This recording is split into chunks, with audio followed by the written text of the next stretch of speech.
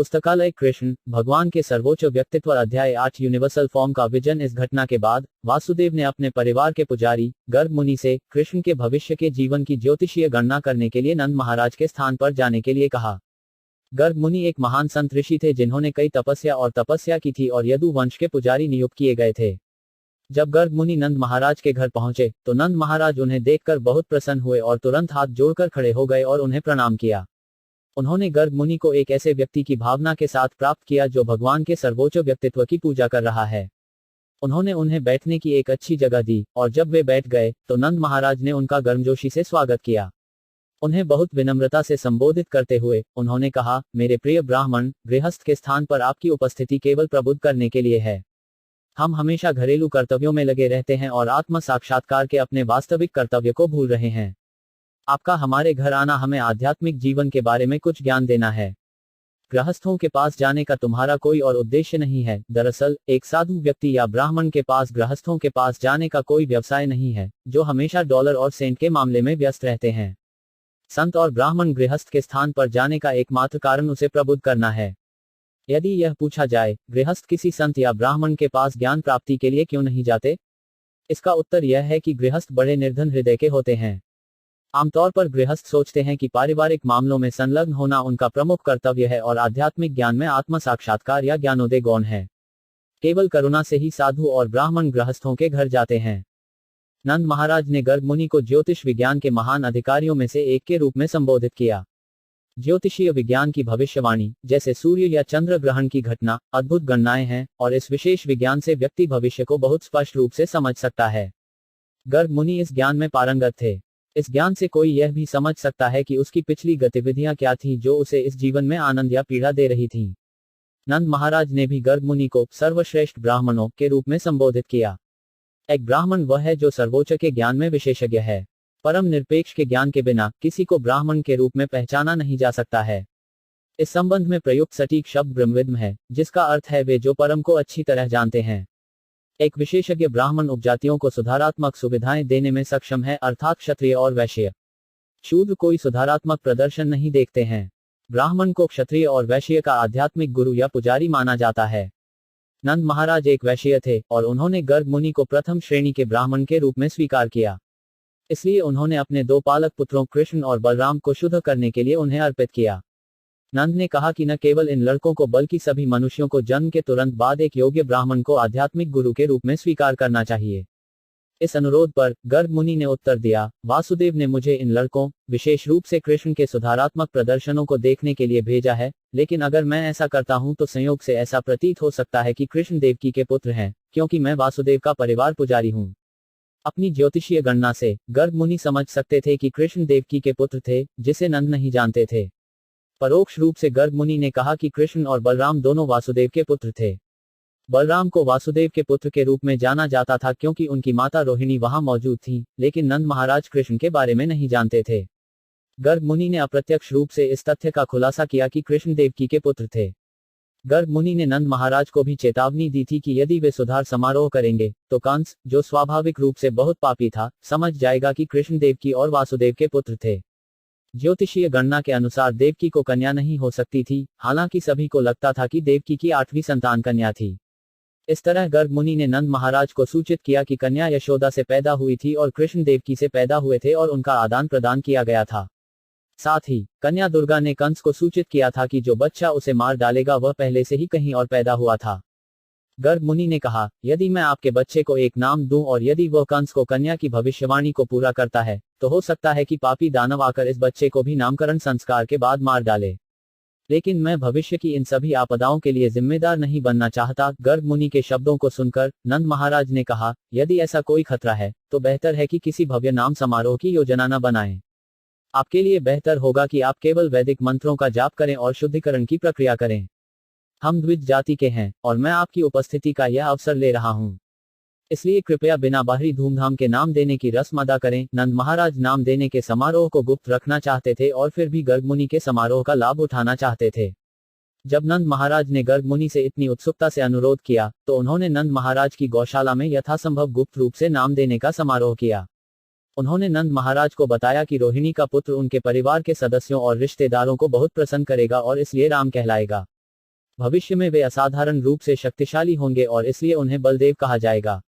गर्ग मुनि ने आगे कहा, चूंकि आपका परिवार और यदुओं का परिवार बहुत घनिष्ठ रूप से जुड़ा और आकर्षित है, उनका नाम भी संस्कार होगा। इसका अर्थ यह हुआ कि गर्ग मुनि ने रोहिणी के पुत्र को 3 नाम दिए, बलराम, संकरण और बलदेव।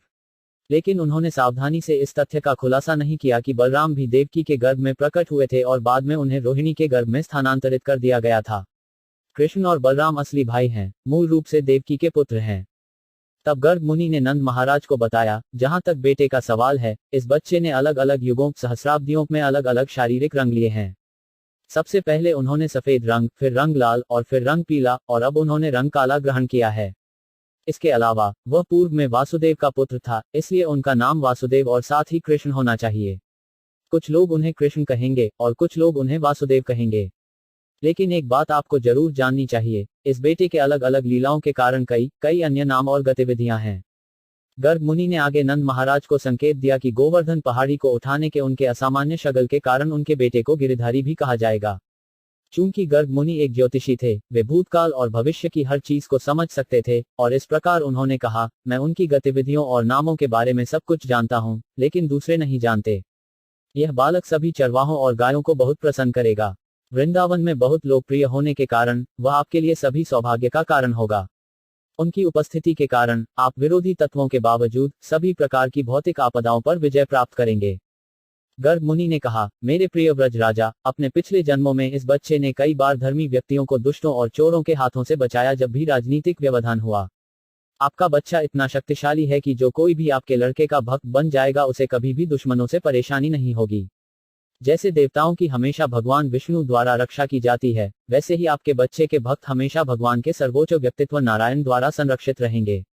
यह बच्चा शक्ति, सुंदरता, ऐश्वर्य, हर चीज में नारायण के स्तर पर भगवान के सर्वोच्च व्यक्तित्व में विकसित होगा। इसलिए मैं आपको सलाह दूंगा कि आप उसकी बहुत सावधानी से रक्षा करें ताकि वह बिना किसी बाधा के विकसित हो सके। दूसरे शब्दों में, गर्ग मुनि ने नंद महाराज को सूचित किया कि क्योंकि वह भगवान नारायण के बहुत बड़े भक्त थे, भगवान ने उन्हें उनके समान पुत्र दिया था। उसी समय गर्ग मुनि ने संकेत दिया कि यह पुत्र इतने सारे राक्षसों से परेशान होगा और इसलिए नंद को सावधान रहना चाहिए और उसकी रक्षा करनी चाहिए। इस तरह गर्ग मुनि ने नंद महाराज को आश्वस्त किया कि नारायण स्वयं उनके पुत्र बन गए हैं। उन्होंने विभिन्न तरीकों से अपने पुत्र के दिव्य गुणों का वर्णन किया। यह जानकारी देकर गर्ग मुनि अपने घर लौट गए। नंद महाराज खुद को सबसे भाग्यशाली व्यक्ति समझने लगे और वे इस तरह का आशीर्वाद पाकर बहुत संतुष्ट हुए। इस घटना के कुछ समय बाद बलराम और कृष्ण दोनों अपने हाथों और घुटनों पर रेंगने लगे। जब वे ऐसे रेंग रहे थे तो उन्होंने अपनी माताओं को प्रसन्न किया। उनकी कमर और टखनों में बंधी घंटियां आकर्षक लग रही थीं और वे बहुत ही मनभावन होकर घूमेंगी। कभी कभी सामान्य बच्चों की तरह वे दूसरों से भयभीत हो जाते और तुरंत अपनी माताओं की रक्षा के लिए दौड़ पड़ते। कभी कभी वे वृंदावन की मिट्टी और कीचड़ में गिर जाते और मिट्टी और केसर से लिपटी अपनी माताओं के पास जाते। वे वास्तव में उनकी माताओं द्वारा केसर और चंदन के गूदे से लिप्त थे, लेकिन मैली मिट्टी पर रेंगने के कारण वे एक साथ अपने शरीर को मिट्टी से ढंक देते थे। जैसे ही वे अपनी माताओं के पास रेंगते हुए आते, यशोदा और रोहिणी उन्हें अपनी गोद में ले लेते और उन्हें अपनी साड़ियों के निचले हिस्से से ढंक देते, उन्हें उनके स्तन चूसने की अनुमति देते।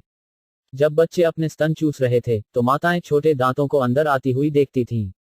इस प्रकार अपने बच्चों को बढ़ते हुए देखकर उनकी खुशी और बढ़ जाती थी। कभी कभी शरारती बच्चे रेंगकर गौशाला तक पहुंच जाते थे, बछड़े की पूंछ पकड़कर खड़े हो जाते थे। बछड़े परेशान होकर तुरंत इधर उधर भागने लगते और बच्चों को मिट्टी और गाय के गोबर पर घसीटा जाता। इस मस्ती को देखने के लिए यशोदा और रोहिणी अपने सभी पड़ोस के दोस्तों, गोपियों को बुलाते थे। भगवान कृष्ण की इन बचपन की लीलाओं को देखकर गोपियां दिव्य आनंद में विलीन हो जाएंगी। अपने मजे में वे बहुत जोर से हंसते थे। कृष्ण और बलराम इतने बेचैन थे कि उनकी माताएं यशोदा और रोहिणी उन्हें गायों, बैलों, बंदरों, जल, अग्नि और पक्षियों से बचाने की कोशिश करती थीं, जब वे अपने घरेलू कर्तव्यों का पालन कर रहे थे। बच्चों की रक्षा के लिए और अपने कर्तव्यों का पालन करने के लिए हमेशा चिंतित रहने के कारण वे बहुत शांत नहीं थे। बहुत ही कम समय में कृष्ण और बलराम खड़े होने लगे और अपने पैरों पर थोड़ा चलने लगे। जब कृष्ण और बलराम ने चलना शुरू किया, उसी उम्र के अन्य मित्र उनके साथ जुड़ गए और साथ में उन्होंने गोपियों को सर्वोच्च दिव्य आनंद दिया, विशेष रूप से माता यशोदा और रोहिणी को। यशोदा और रोहिणी के सभी गोपी मित्रों ने वृंदावन में कृष्ण और बलराम की शरारती बचकानी गतिविधियों का आनंद लिया। आगे दिव्य आनंद का आनंद लेने के लिए वे सभी इकट्ठे हुए और बेचैन लड़कों के खिलाफ शिकायत दर्ज कराने के लिए माता यशोदा के पास गए। जब कृष्ण यशोदा माता के सामने बैठे थे तो सभी बड़ी गोपियां उनके खिलाफ शिकायत दर्ज कराने लगी ताकि कृष्ण सुन सकें। उन्होंने कहा, प्रिय यशोदा, तुम अपने शरारती कृष्ण को प्रतिबंधित क्यों नहीं करते? वह हर सुबह और शाम बलराम के साथ हमारे घरों में आता है और गायों के दूध देने से पहले वे बछड़ों को छोड़ देते हैं और बछड़े गायों का सारा दूध पीते हैं। इसलिए जब हम गायों को दूध पिलाने जाते हैं तो हमें दूध नहीं मिलता है और हमें खाली बर्तन लेकर लौटना पड़ता है। अगर हम कृष्ण और बलराम को ऐसा करने के बारे में चेतावनी देते हैं तो वे इतने आकर्षक रूप से मुस्कुराते हैं कि हम कुछ नहीं कर सकते। इसके अलावा आपके कृष्ण और बलराम को हमारे दही और मक्खन के भंडार को चुराकर बहुत खुशी मिलती है, जहां से हम इसे रखते हैं। जब कृष्ण और बलराम दही और मक्खन चुराते हुए पकड़े जाते हैं तो वे कहते हैं, आप हम पर चोरी का आरोप क्यों लगाते हैं? क्या आपको लगता है कि हमारे घर में मक्खन और दही की कमी है? कभी कभी वे मक्खन, दही और दूध चुरा लेते हैं और बंदरों को बांट देते हैं।